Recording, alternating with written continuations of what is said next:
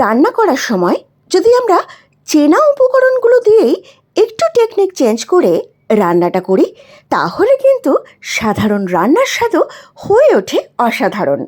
নমস্কার বন্ধুরা, তানিস কিচেনে আপনাদের সকলকে স্বাগত জানিয়ে আজকে আমি আমার রেসিপি শুরু করছি।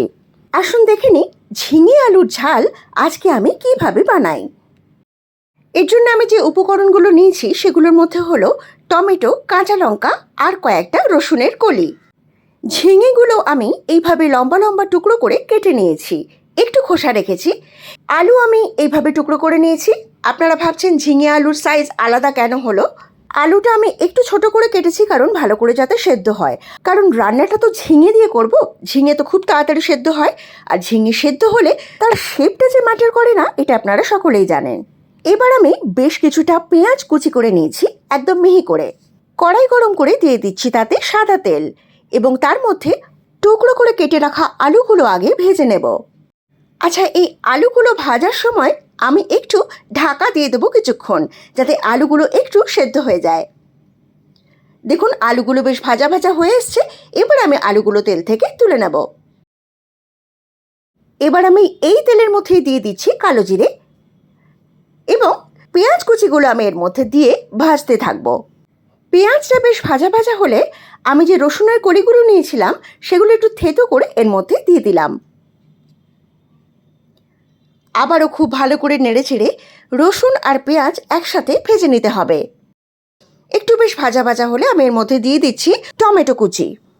এবার এই সব কিছু বেশ খানিকক্ষণ ভেজে আমি এর মধ্যে দিয়ে দিচ্ছি খানিকটা নুন আর কিছুটা হলুদ গুঁড়ো। এবার খুব ভালো করে নুন হলুদ দিয়ে পুরো মশলাটা বেশ খানিকক্ষণ ভেজে আমি এর মধ্যে দিয়ে দিচ্ছি ভাজা আলুগুলো। এবার মশলার সাথে এই আলুগুলো খুব ভালো করে ভেজে কষিয়ে নিতে হবে। এবার সামান্য একটু জল আমি এর মধ্যে দিয়ে দেব। একটু নেড়েচেড়ে এবার আমি দিয়ে দেবো এর মধ্যে কেটে রাখা ঝিঙেগুলো। হ্যাঁ, ঝিঙেগুলো কিন্তু এখনই দেবেন, আলুটা একটু সেদ্ধ হয়ে যাওয়ার পর, নয়তো রান্না শেষ হতে হতে ঝিঙেটা একেবারে গলে যাবে। আমি একটু ঢাকা দিয়ে রান্না করলাম যাতে সেদ্ধ হয়ে যায়। এবার ঢাকনা খুলে একটু নেড়েচেড়ে আমি এর মধ্যে দিয়ে দেব পরিমাণ মতো জল। আমি ঠিক যতটা এর মধ্যে ঝোল রাখতে চাই, আপনারা সেই বুঝেই জলটা দেবেন। এবার এর মধ্যে দিয়ে দেব সামান্য পরিমাণ মতো একটু নুন। আগে নুন দিয়েছিলাম, সেটা মাথায় রেখে নুনটা দিতে হবে। এরপর দিয়ে দেবো একটু কাঁচা সর্ষের তেল। আমি রান্নাটা কিন্তু সাদা তেলে করেছি। এই মুহূর্তে দেবো আমি কাঁচা সর্ষের তেল, আর তারপর একটু নেড়েচেড়ে ঢেকে দিলাম। এরপর ঢাকনা খুলে আমি এর মধ্যে একটা ফোড়ন মেশাবো।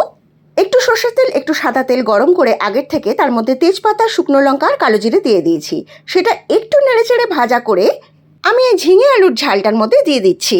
ফোড়নটা দিয়ে খুব ভালো করে নেড়েচেড়ে নিতে হবে যাতে গন্ধটা পুরো তরকারির মধ্যে মিশে যায়। এবার দিয়ে দিলাম এর মধ্যে 3-4টে কাঁচা লঙ্কা, আর দিয়ে দিচ্ছি একটু ভাজা জিরের গুঁড়ো। রান্নার শেষের দিকে এই সবকটা প্রসেসই হলো রান্নাকে সুস্বাদু করার মন্ত্র। এবার মিডিয়াম টু লো আঁচে বেশ খানিকক্ষণ হতে দিতে হবে এই ঝিঙে আলুর ঝালকে। একটু জলটা শুকিয়ে আসলে গ্যাসটা অফ করে দিয়ে ঢেলে নিলাম অন্য একটা পাত্রে। ব্যাস, আর কি, তৈরি হয়ে গেল আমাদের সুস্বাদু লোভনীয় হালকা পাতলা ঝিঙে আলুর ঝাল।